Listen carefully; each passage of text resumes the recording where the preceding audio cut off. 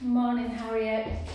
Forgive me for the room being a bit of a, well, not a mess, I've just set everything on place, that's all. Okay, so I'm going to try and keep this to about 10, 15 max. So, yeah, we'll just start, sweetheart, by just warming up everything. So if you just take your feet slightly, kind of a little bit wider than hip distance, take a chin to chest. Keep the knees a little bit soft, take the bum back towards the wall and then just forward. And just hold. If you feel the hamstrings feel super tight, you can just hold there. And then we're just going to focus on kind of that glute strength and stretch, and obviously stabilising the hips. So we're just going to walk forward. And as always, it's always nice just to warm up by doing 4 counter cats. Take a breath in. And very slowly start rounding through the spine. Allowing the chin to be the last thing to drop in cat. And then start moving from the tailbone. And lifting. And again. And 2 more. You just get into a bit of a habit of kind of trying to do a 10-15 minute routine. And last one. And because we're trying to open up the hips, we're just going to take the legs backwards. And just like you do in like a cobra or upward dog, bring your elbows back, chest and chin to ground, and then reach up just to stretch out. Obviously, as you stretch in the front of the body, you're just engaging the glutes slightly as well in that tucked position. Take a breath in. And then tuck the toes straight into your downward dog. Walk it back a little bit just to open up the hip now. We're going to take the left leg up towards the ceiling and the right foot is going to come down. So you should feel the stretch through the calf. I always pray and think, oh my God, I'm glad there's not a mirror on the floor when I'm in this position. And then just gently to open up that hip, so the big psoas muscle that links the upper lower body. We're going to take that heel towards the opposite butt cheek. I always gently draw my navel in towards my spine, and I can really feel the stretch laterally, kind of from my belly button down to that hip bone. I love this stretch. My husband's had a lot of problems in this area and he's found it's really helped. And then back to centre position. Again, the other side. And again, just notice if one side feels tight and my right side is less tight than my left. But that's because my right hamstrings are tighter than my left, so the hip on this side is better. And then gently back to centre. Just because of time, and I'm just going to give you your kind of stretches. So I'm going to take you straight into a glute stretch, into pigeon, even though we've not really worked our glutes. And then we're going to work our glute into bridge and then do figure 4. So I always find the easiest way to get into pigeon is just to have a nice little swing under and then into this position. Play around with that knee position just to find where you feel the stretch the most. I used to feel pigeon a lot. I don't feel it as much now. I find piriformis stretch more effective, but I'll show you both of them at the end. And just hold. So you want to be holding your stretches 20-30 seconds. Taking some nice breaths in through the nose, out through the mouth.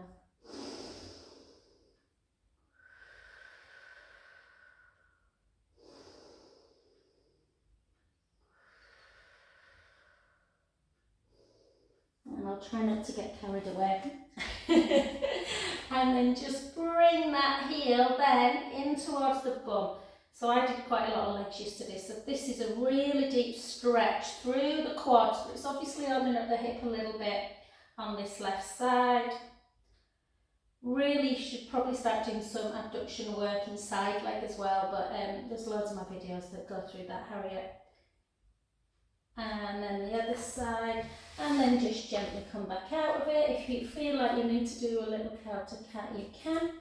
Straight back up. We're going to bring that other leg in. So I always like to lift and then in, tuck under, and again just notice if one side feels kind of tight than the other really. And just hold. Some people prefer to bring their knee further in, sort of medially. Some people like to have it really out, but just wherever you feel, just have a play around with it. Take some deep breaths in and out. In and out. Last one. And then just gently bring it over.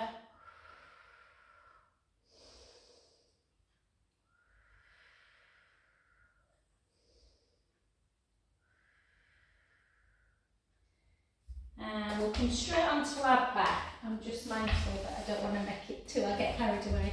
So a really good one, because yours seem to be more through the kind of IT band, great trochanter area.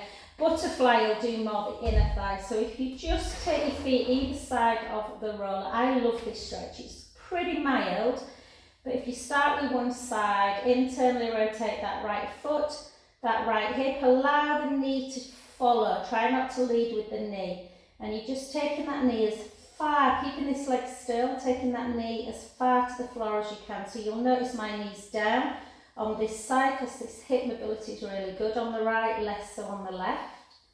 Sort of that agonist-antagonist muscle area because the right hamstrings are tight. And if you just kind of, you know, put your hand around that hip area, you'll feel how it's just stretching out a bit. So the tight piriformis muscle often affects hip mobility as well. And then the other side, again, just leading with the hip if you can, allowing the knee. So this knee only doesn't quite get there, but it's, yeah.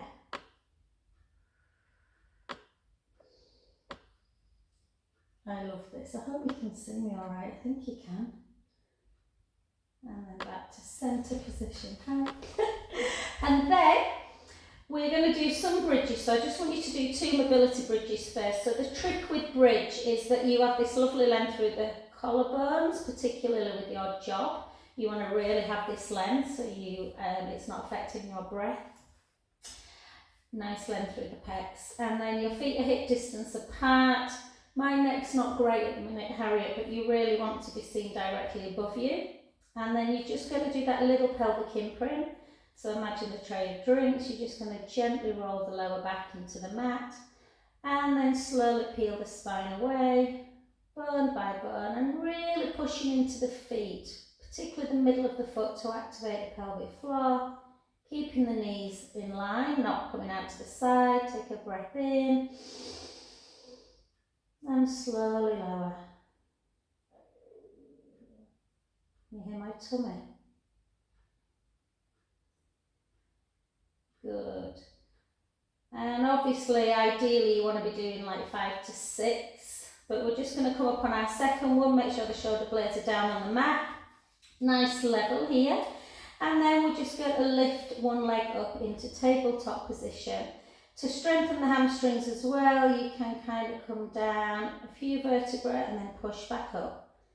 Come down almost onto your last rib and back up. If it's more glute you want, then you can just do some little pulses.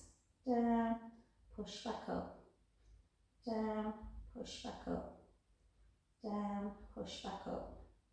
I often do about 20, but I'm just going to do 8 today, just for the purpose of the video. Gently down, just check the hips are in alignment.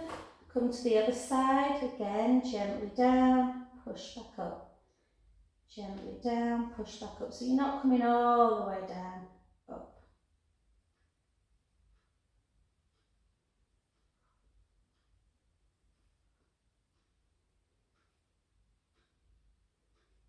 Obviously, if you've got time, Harriet, I will be then going on to the other side doing another 8 and then work up to maybe doing 16 on one side and then just gently, gently down. Beautiful. You can come up like this into a bridge, roll and lift, and then come all the way down if you prefer. It just depends, they all work the glutes.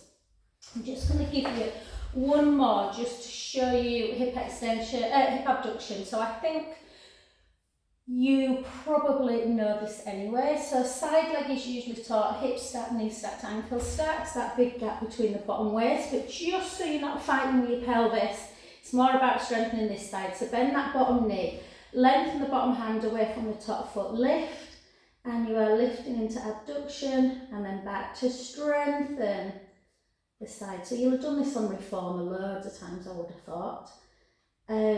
If you're doing a lot of things like deadlifts and a lot of squat work, and I know your quads are very strong, then it's just trying to work the min glute as well as the other glute. You know, sort of your glute max as well as your glute med and min. 2, 1. So I'm just going to show you hip abduction then. That was hip abduction, this is hip extension, pushing in, keeping the core engaged, and these ones. So bridge, side leg and hip abduction to 4-point kneeling. If you want to take up running again, I would be kind of trying to strengthen the glutes. So yeah, you might be able to do 10 at a time, you may be able to do 20, you may be able to do 30. 4, 3, 2, 1, and then relax. Okay, obviously repeat on the other side as well. I know you're really good with anatomy, so you probably remember all that. And then I'm just going to show you figure 4 and piriformis stretch. So figure 4 is just like pigeon really. Taking the knee of the foot of the leg you've just been working, pushing that knee away. If you're very tight through the glutes, some people feel it like that. Have I got my ball? Just give me a sec. Sometimes it's nice to have a ball or a cushion underneath your head, and it allows for you to just kind of pull that underneath without kind of rounding. Or you can do this one. And I always circle my ankle joint as well, just because we're women and we can multitask. Good, well done. And then piriformis stretch is my favourite.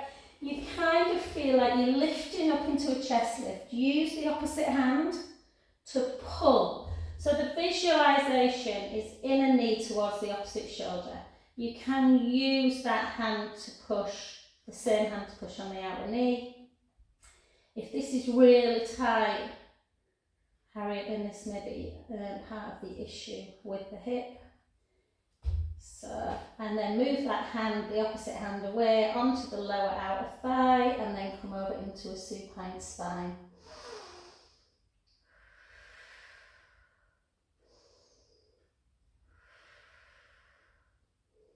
And back to centre position, gently over, and repeat on the other side.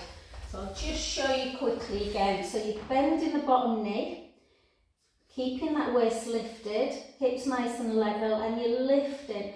In class I would probably do 16 like this, and then I would probably do 16 circles, 8 in one, 8 in the other, before I do my hip extension.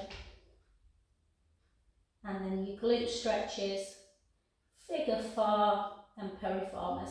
Figure 4 is easy to remember, but I will just show you your piriformis again. So you just lift in opposite hand and you just pull in, yeah, and push in. So pull, push, hold, about 20 seconds. Take that hand back out, take the hand from the lower calf and just come into that supine spine.